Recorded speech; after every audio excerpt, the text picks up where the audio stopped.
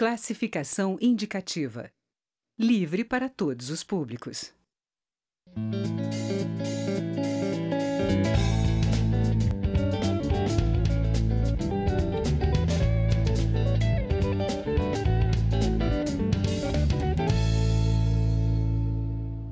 Olá!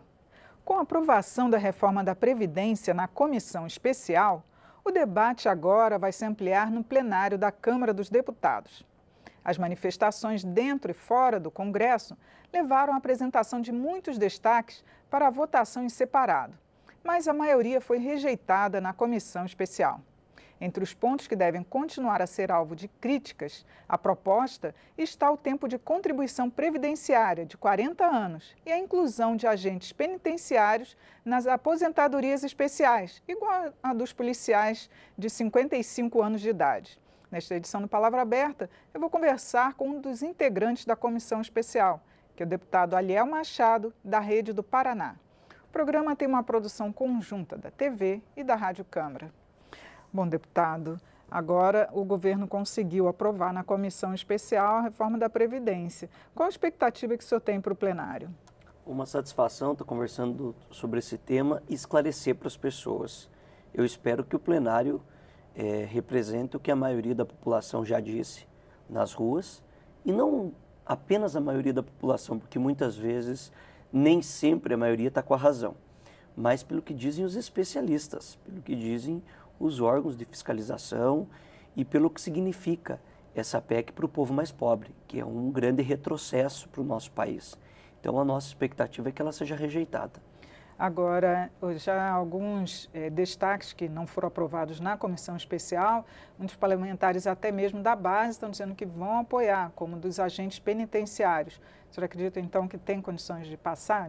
Ou então de ter alguma alteração significativa no plenário? Só terá alterações por destaque se o texto principal for aprovado. E nós não podemos trabalhar com a possibilidade de redução de danos nesse caso. Nós temos que rejeitar essa proposta. Não adianta você atender um grupo pontual que vai resolver o problema deles. Nós temos que tratar o eixo central dessa reforma, que prejudicará em muito o Brasil como um todo. E aí é uma visão de mundo. Nós debatemos com o governo porque o governo fala sobre o grande déficit da Previdência. Não é verdade. A Previdência não faz parte de um único debate exclusivo. Ela faz parte de um sistema da Seguridade Social. E a Seguridade não tem déficit. Ela tem superávit. O Brasil é um país ainda onde existem muitas desigualdades sociais, onde temos dificuldade de acesso ao emprego, onde as pessoas, uma grande porcentagem, trabalha ainda na informalidade. E a Previdência também é uma forma de distribuição de renda. É uma forma do governo atingir o mínimo da dignidade humana que é garantido pela Constituição Federal. Para vocês entenderem como o governo mistura as coisas, ele coloca regras ali dentro que nem diz respeito à Previdência. Sim. Por exemplo, o BPC. O BPC não é um benefício previdenciário, ele é um benefício assistencial. Mas como a Previdência, a assistência social e o próprio SUS fazem parte da Seguridade Social, nós temos que entender que a arrecadação também tem que ser calculada dessa maneira. Então as pessoas dizem ali, mas de fato, se a gente calcular o que as pessoas contribuem, o que é pago, tem um déficit. Mas está errado fazer esse cálculo, porque a manutenção da Previdência também advém de impostos, como o PIS/COFINS. Então, todo produto, uma pessoa já aposentada continua contribuindo para a Previdência, e uma criança de 5 anos de idade, quando compra uma bala, também já está contribuindo para a Previdência de maneira nem indireta, direta, porque ela contribui para a Seguridade Social e a Previdência faz parte da Seguridade. Então a nossa expectativa é que seja reprovado esse texto como um todo, porque ele é muito cruel e não é para atender os interesses da população. Agora, os partidos da base estão contando com essa votação em plenário, inclusive alguns já disseram uma expectativa para junho ser levado para votação, porque vão passar por 2 votações em plenário ainda, né? Nesse caso, se vier a chegar a plenário, que medidas, por exemplo, a rede poderia apoiar? Primeiramente, por que junho se já está aprovado o texto na comissão? Porque o governo precisa de um tempo para barganhar, para negociar. Porque o governo está oferecendo cargos, porque o governo está oferecendo emendas, dinheiro para os parlamentares levar para os municípios. Isso significa barganhar, isso significa que o governo não tem voto e que mesmo os deputados mais à direita, Mesmo os deputados que ajudaram a colocar o Temer aí, são deputados que não acreditam na proposta e sabem que a população está atenta.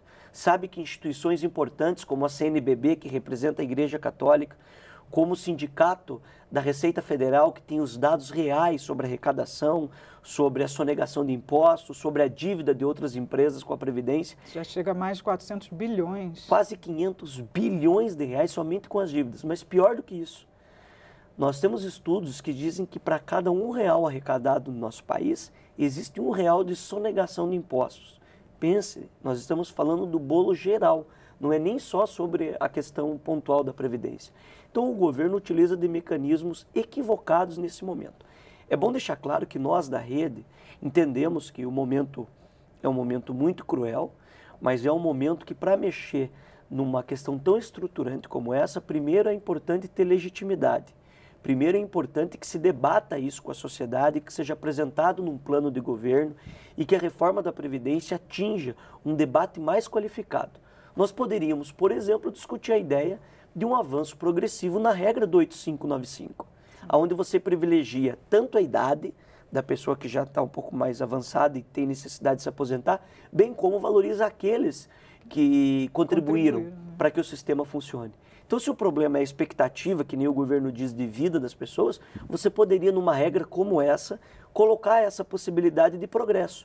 A gente não diz... Já tem uma proposta dessa, né, de progressivamente aumentando conforme a expectativa de vida. Mas se nós quiséssemos mexer de uma forma estruturante, porque o que eu estou querendo dizer é que nós não dizemos que não há como debater, não debater o assunto. É importante debater.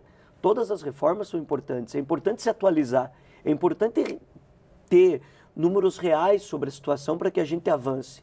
Nós não estamos sendo sectários de querer colocar o debate na situação política. Nós queremos colocar na situação técnica mesmo.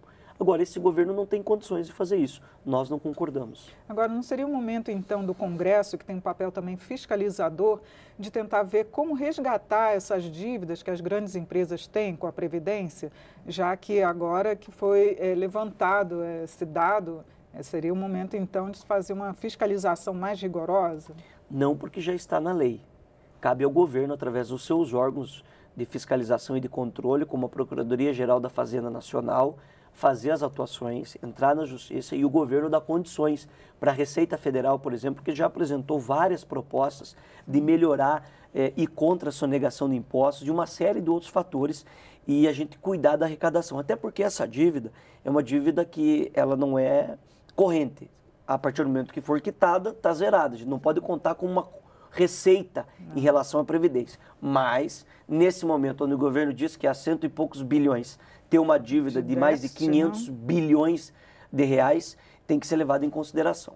Deputado, uma última pergunta. O governo também está usando a publicidade para tentar levar à população a ideia de que realmente é necessário fazer essa reforma da Previdência. Inclusive, utilizando a imagem de cadeirantes, né, do idoso, que são favoráveis à reforma da Previdência. Como poderia ser levado o outro lado também? Nós estamos tratando do futuro do país. É lógico que quem já tem um benefício e está recebendo por ele não vai ser cortado, porque a lei não permite. Agora, isso trará impacto para os próximos idosos. Quem será idoso trará para, eventualmente, alguém que precise de uma assistência social, como no caso um cadeirante, irá prejudicar muito. O governo distorce informações, o governo não conta das maldades, como o aumento para a pessoa ter acesso ao BPC de 65 para 68 anos. O governo não conta que não é 40 anos só, porque ele já coloca expectativa, né? Ele já coloca expectativa de vida. Hoje tem estudos que dizem que um jovem, se começar a contribuir hoje com 16 anos, só vai conseguir se aposentar próximo dos 80, porque ele já coloca expectativa de vida. A partir do momento que o IBGE for fazendo o aumento da expectativa de vida, vai ser automático o aumento também no tempo de contribuição. O governo não conta que ele aumenta em mais de 60% o tempo mínimo, que é de 15 para 25 anos. Eu estou dizendo para a pessoa que vai receber um salário mínimo. Sim. Isso trará impacto negativo nos municípios. Uma porcentagem muito grande, que ultrapassa os 40%, se nós levarmos em consideração hoje, não conseguirão mais se aposentar. Isso vai diminuir os investimentos nos municípios, porque as pessoas que ganham o mínimo, elas gastam lá na sua cidade.